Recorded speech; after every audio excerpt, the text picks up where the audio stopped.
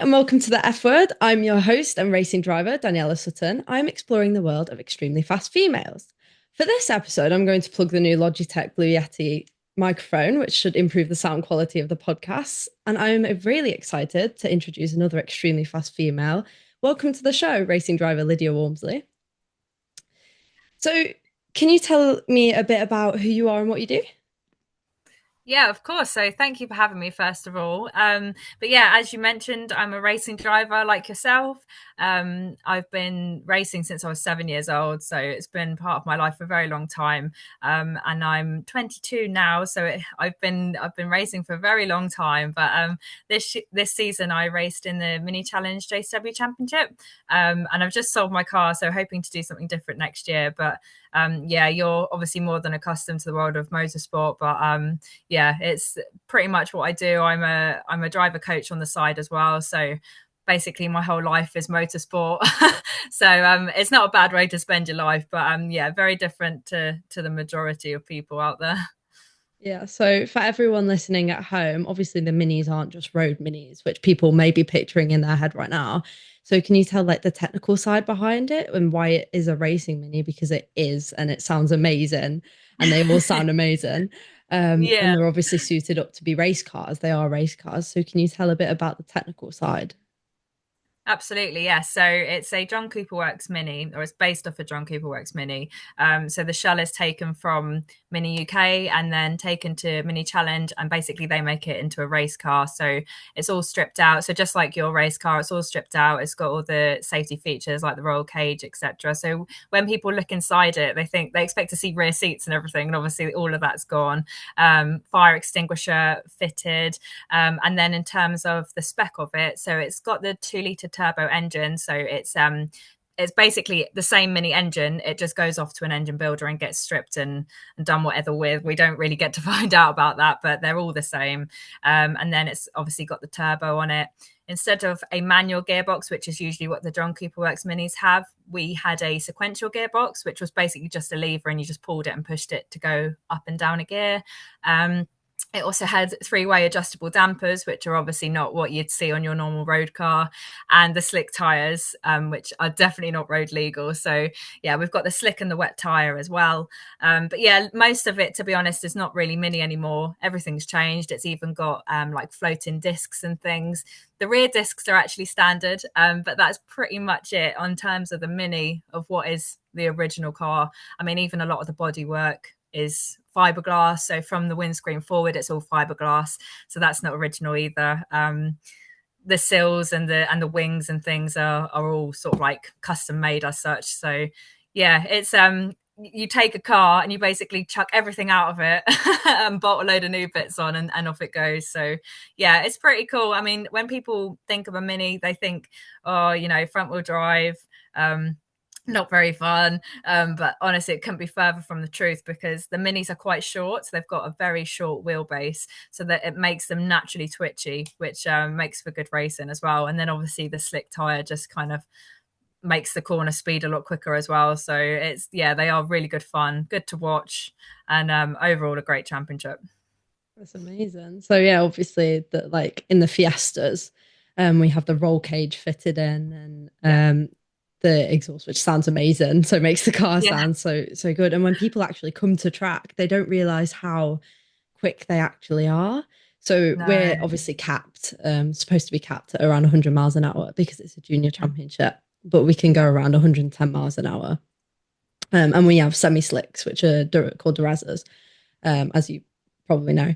Um, but when people come and they see everything and they see the racing and the drivers and the coaches and the teams, they're like, wow, we don't actually realize how big of a thing this is. And you see so much emotion going into the sport as well, from driver coaches, from teams, from drivers, from parents, Mhm. that it's just such an amazing sport. And I'm so glad that this is the sport that I'm racing in, or this is the sport that I'm involved in, because it's just 100%. I think fantastic. when you chat to people about it, they don't get it. Like when Yeah. you say about what you do, and I race cars, people think, oh well. I always used to find it with karting. Like you'd say you go karting, and everyone's like, yeah, I go karting. It's like it's not really the same. Like it is very much a different world. But yeah, like you say, people just when you say what you race, they expect it to be like the road car version, and it couldn't be further from the truth, really, could it? And it's yeah, it's a totally different world. I think when you bring people along to the circuits and things,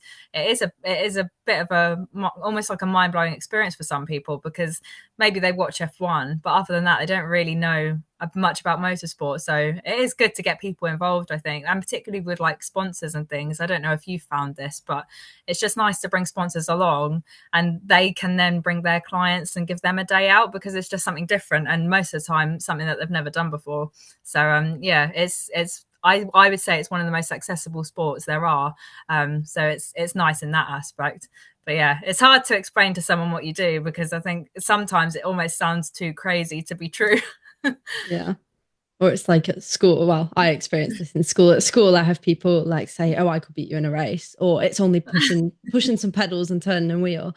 And I actually did a presentation in school as part of like an extra GCSE alongside the English language GCSE, where you have to give a presentation in front of your class, and then it gets sent away and you get graded on it, from distinction star being the highest to pass being the lowest. And I did mine on motorsport, and motorsport isn't just what it seems. It's not just pushing pedals and turning a steering wheel. There's a lot Yeah. more that goes on behind the scenes, like sponsorship and fitness. Um, and people don't seem to grasp the idea that it takes up your whole time. Um, and it takes up a lot of time. And when you're not in school, for me, you're doing something to do with racing. Um, so obviously you're now older, but Mm-hmm. when you were younger, how did you balance the school and the racing? I think it's really hard, especially if you want to have a social life. I find I that's so difficult. You know, like when people would be going out on Friday nights or going to parties, which of it, to be honest, wasn't ever really my thing anyway. But you just think, well, I have to be up for racing on Saturday. When you were like karting, like regularly, it would obviously be weekend things, and well, I can't be out late on a Friday because I've got to be up at whatever time to go karting, and people just didn't get that, because they're like, well, you can go next week surely, and it's like it's not like that. You have to be so committed, and I think sometimes that can be quite difficult to get the right balance. But in terms of like schoolwork and things, I was always wanting the backup plan, so I did work really hard with school and things. But I think in terms of like my friends and things, I don't think they really got it, and I didn't really talk about motorsport at school because I just felt like no one really understood it, which is quite sad really. But no one really knew that I went karting, or like racing championships or anything, which is quite sad. But I just never used to chat about it because I just thought people just don't get it. Particularly like my girlfriends, they wouldn't understand, because they would do their own things, and it's just motorsport is not wasn't really subject to them. So yeah, it is hard, but I think if you want to get somewhere, you have to put everything into it, and those sacrifices now, at the time I didn't really worry about them, so now I definitely don't care that I missed out on some things, because at the end of the day, like, it's probably made you what you are now. So I just think it's, if you're passionate about something, it's worth putting everything into it, really. Yeah, totally. And I think, from a personal point of view, that the racing has given me a social life in a weird sort of way, because I have so many friends at the racetrack, and I have a friend group that I hang out with on race weekends, and you just meet so many fantastic people in the paddock. Mm. And I feel like children don't go out and play nowadays, and teenagers don't go out to and hang out. They just sit and play on games, or um, on calls with each other. But I've met some fantastic friends doing racing, ones that will be there for life, because you spend so much time away from each other. But Mm. then when you come back to each other at a race weekend, you're like best friends again. So in a weird sort of way, I think that racing has given me a social life, definitely, because if I'm not racing, then I'm just at home, um, leading up to the race weekends, basically. Mm. And similar to you, going into school as well, I don't really talk about my racing, because people don't get it. People don't get that you are a racing driver at such a young age as well. At 16, I'm a racing driver. They're like, you drive cars? What? That can't be true, type thing. Yeah. Um, or like my female friends, they don't get it because they're too girly, and the boys, they take the mick out of you because they don't understand it fully themselves either. They don't understand the dedication it takes behind the scenes to Mm. get you on track and be at the best of your performance. Yeah, I think it's hard. I just think it's a thing where they just don't understand. I think like what you say with when you meet people at the track and things, they obviously get it, and you're on the same kind of understanding with each other. And I think particularly like when you get into car racing, especially, you know what everyone else is putting in to be there, so you can kind of appreciate the sacrifices that most people have made to get to the level that you're at. So yeah, it's definitely, I think if there was more understanding of it, it's not like football where everyone gets football and everyone has exposure to it. Not many people really watch motorsport, I don't think, from a young age. They might watch F1, but other than that, they've probably been karting a couple of times and that's it. I think obviously as you get older, people are very much involved within motorsport and watch it and actively see it. But I think unless you've been taken to the racetrack from an early age, most people probably haven't been to Snetterton or Brands Hatch until they're older. So I just think that's the thing with younger people. They probably just don't understand it. But it is what it is. It's cool to have something that people don't understand because it means you're unique. That's what I always thought. Yeah, of course. And I know that only too well that motorsport is one of the most costly sports, not only through money, but also time. And it was also a Yeah. delight to meet you at Alton Park this year for the British Touring Car Championship, by the way. I can see how hard you work and with your fans and the promotional side and the media. So obviously sponsorship must be a big thing for you as well. So Yeah. how much of an impact does sponsorship have to enable you to race? It has a 100% impact now. So obviously, like when you start karting and things, my parents were very supportive, and I was so lucky that I had parents that could like take me to the track and things and give me that beginning within motorsport, and they supported me for a very long time, and even now in different ways, but they're still supporting me. Like my dad runs my car and puts a lot of time into doing that, and that support in itself is massive because I'm so lucky to have first of all a dad that can do that, and also a dad that gives that time to me to do that kind of thing. And obviously my mum takes time off work and comes along and shows support as well.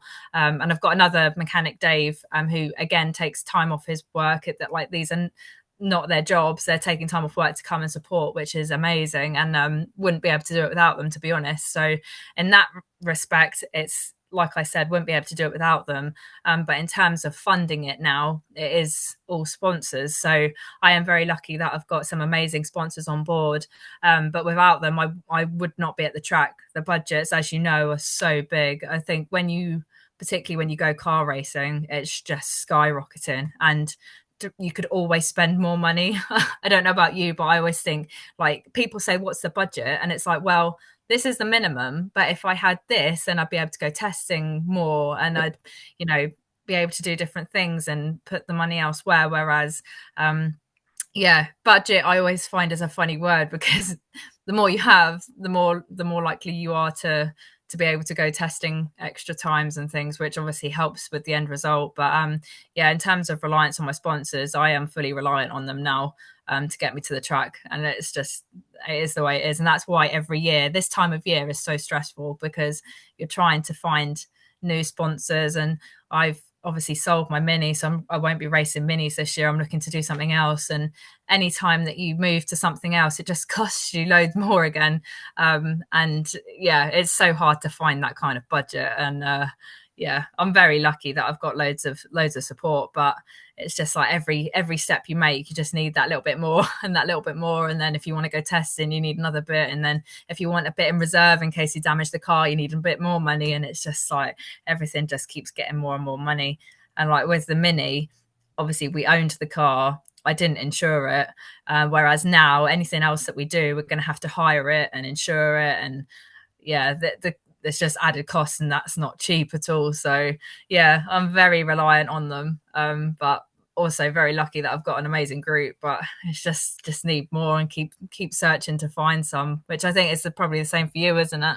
Yeah, of course. So we search for sponsorship. I'm sure you probably do the same. Send emails, letters, knock on doors at random industrial estates, hand in like leaflets about yourself and try and get your name out there. And 99% of the time, it will be a no or a no reply.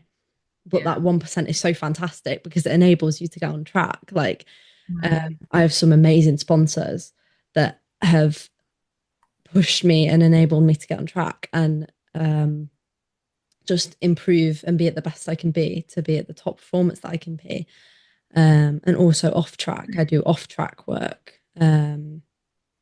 So fitness and like I suppose media like preparation. So this podcast actually helps really well for the media side of things as well.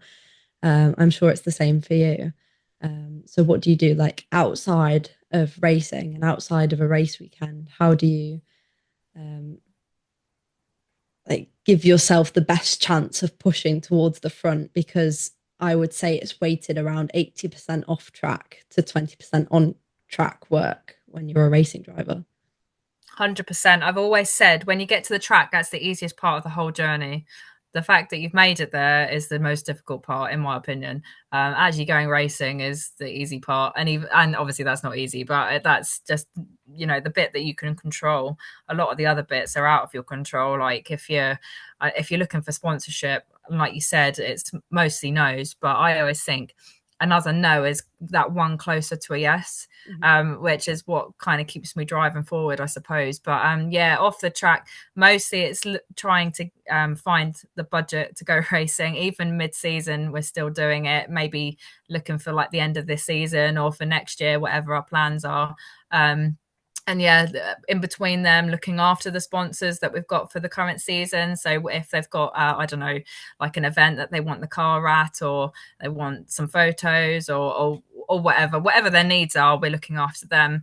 And then in kind of preparation for a race weekend, I'll always look at my footage from the previous year. I'll have a little discussion with my dad about what setup we're going to do, which is probably quite unusual. I think most of our drivers just kind of, or the drivers in my championship anyway, just turn up and their car's already set up. But me and my dad have a little chat about it, and obviously discuss what went well and what didn't go quite so well the previous year. And then yeah, just watching footage and trying to prepare the best we can. But the problem is because we're running the car ourselves and the team as a whole ourselves, it's just so much to do.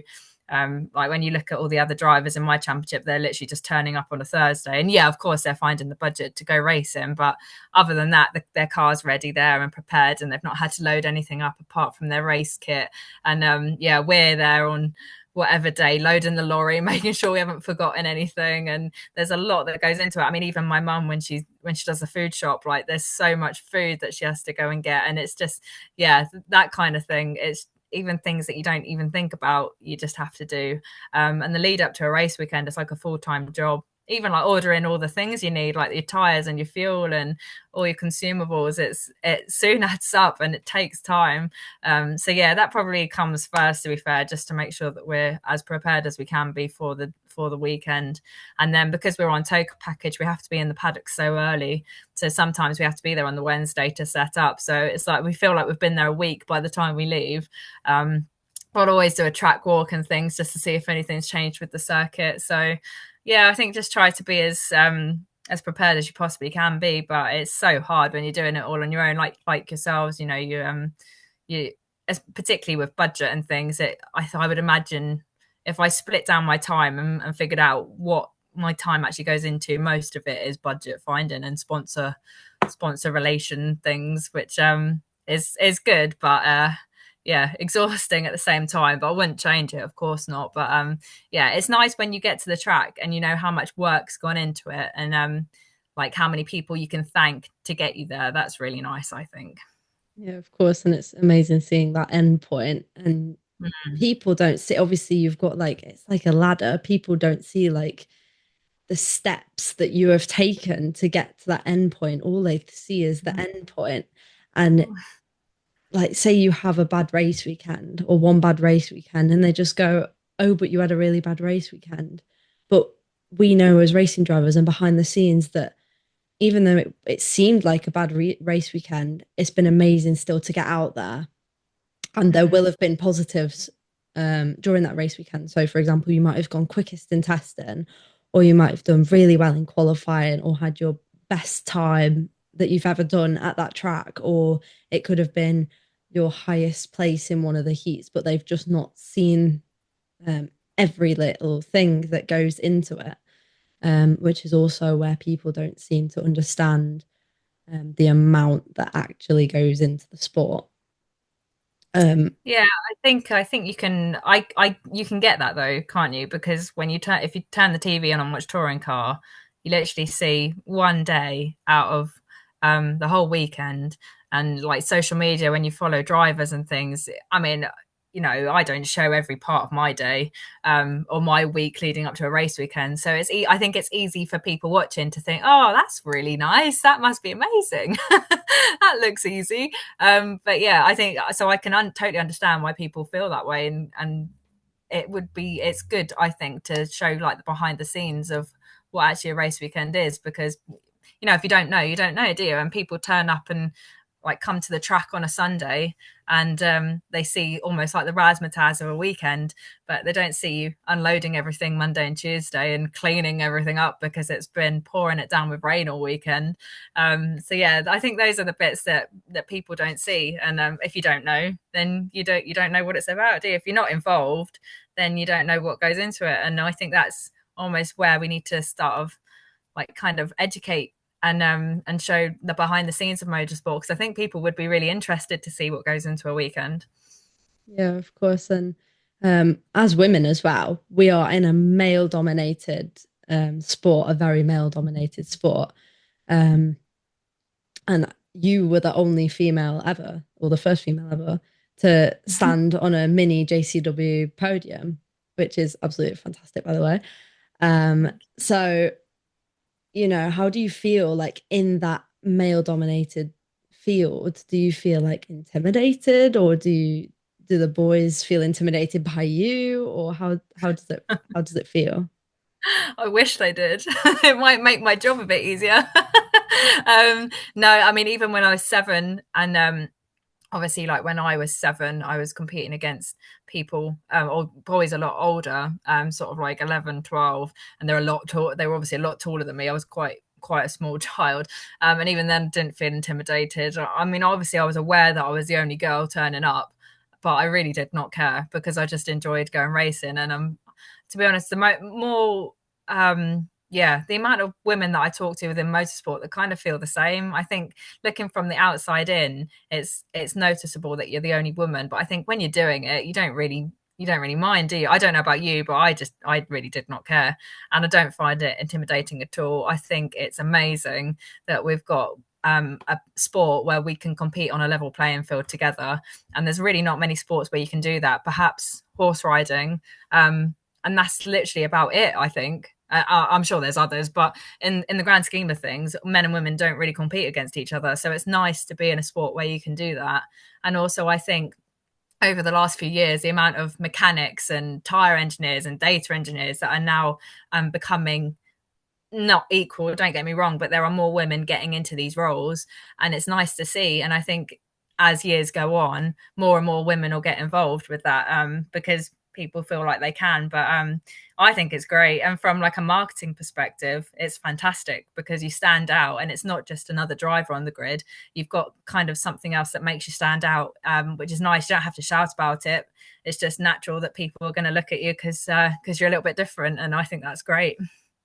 Yeah, of course. And you have won two-time JCW Driver of the Year, voted by the public as well, which is amazing. So congratulations on that, by the way. Thank you. Um, so out of all your achievements, what would you say is like your most cherished or your greatest award or achievement that you've ever acquired? That's really hard. That is so hard. I mean, obviously the podium this year was amazing, and because everyone had put so much into it. Obviously, all my partners and my team and everything had put so much into it. And I think often when you walk along the paddock and you see all the massive teams, you've got like Accelerate, Napa. I mean, they're touring car teams, for goodness sake. Like the amount of manpower and like intelligence behind them is crazy. And I've literally got two mechanics, very capable mechanics, don't get me wrong, but when there's something wrong with my car, there's less people to fix it. I mean, for example, like Brands Hatch last year, I think we had about two windscreens, two rear windscreens, a window to put in, and over the course of like a few hours, and it's just like that's such a tough job for just two people, and obviously they're amazing, but there's only so much two people can do you know what I mean? So yeah, when you walk along the paddock and you see the big teams and you see our smaller team on a limited budget, I think when you then get a result like the podium, I think that makes it so special. So yeah, for recent times, probably that one. But like you say, like being voted for the JCW Driver of the Year and things, that's really nice because that's the public voting that, and that's lovely to have that kind of support. And it's like when you go on social media and things, and you see the comments and people sharing your posts and things, it's just so nice. And yeah, it's lovely to have that support network behind you, really watching it on the TV. Yeah, What of about you? course. What's your greatest achievement, do you Oh, think? so I have to say that my BRSCC Fiesta, well, I've kind of got two. So my BRSCC Fiesta Junior Scholarship win at the beginning of Yeah. this year enabled me to make that jump into cars, which I wouldn't have been able to do without it.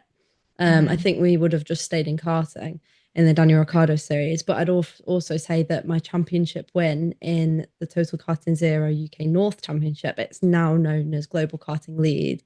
It was engineered by Rob Smedley, who's an ex-F1 engineer, and Oh, yeah. it's an electric karting series. So I'd say that being the first of its kind, that was also such a cherishable moment as well. Yeah. And not many drivers get to have a championship win under their belt either. So that was honestly a great achievement as well. Um, Mm. but everything that goes into it behind the scenes is like you have little achievements along the way as well. Yeah. Yeah. I Um, think even like getting a sponsor signed off, that's an amazing achievement. Do you yeah, know what I mean? And sometimes you almost not gloss over it, but you just carry on about your day. But it's nice to look back and think, oh, actually, that was really cool mhm. that we managed to sign that off. Or I don't know, yeah, it just yeah, like you say, like the little things you forget about them, but you need to remember them because it all goes into the end product at the end of the Yeah, of course. So, what are your goals for 2025 then? For day. that race season? Obviously, you said you're unsure of what you might be doing next year, but what would you say your goals are? The goal would be to get on the grid to start with. Yeah. Yeah, to be honest, it's so I was looking to do Porsche Sprint Challenge, hopefully, which would be amazing. I had a test in one in August time, and that was amazing. So hopefully that happens. But at the moment, I'm quite far off my budget, so we'll see. But I don't think I would imagine most drivers are the same at this point in the year. So I'm not. I'm not stressing just yet. I'm obviously working hard, but I'm not getting myself worked up over it because there's still loads of time left yet. So yeah, that would be the first goal, and then if we manage that, then I'll think about the others. Yeah. But obviously, it's a very different car to what I've been used to. So I think it would just probably be a learning year. To be honest, it's pretty much a complete opposite to a mini. So yeah, and a fair bit faster as well. So I think the first year would just be a learning year and just learn as much as you can. Which I think the first year in anything, you can't really expect much else, really, can you? It's just there's so much to take in that it's all change. So yeah, I don't think you can put too much pressure on a first season in something because you just need to learn as much as you can. Well, I hope that you Which is managed to probably the get same for to, you, wasn't yeah, it? yeah. Obviously, like this year was a learning year, and it was a fantastic learning year in Fiestas, and Mm-hmm. I've really, really enjoyed it. So we go into next year hoping to build upon that and just solidify the pace and just push towards the front next year in whatever championship I decide to race in. Yeah. Um, so I'm going to have to call it here. It's been fantastic to talk to you, Lydia. Thank you so much for And joining you. me. You are such an inspiration to me as a younger racing driver, Oh, looking up to. Um, and hopefully, this episode will give an insight to the exhilarating and dedication and dedicated atmosphere that racing and motorsport takes as a racing driver. So, for the listeners, This is the F word, and thank you so much for tuning in. And see you all next time. Please share, subscribe, and download the show as we explore the world of extremely fast females. Thank you.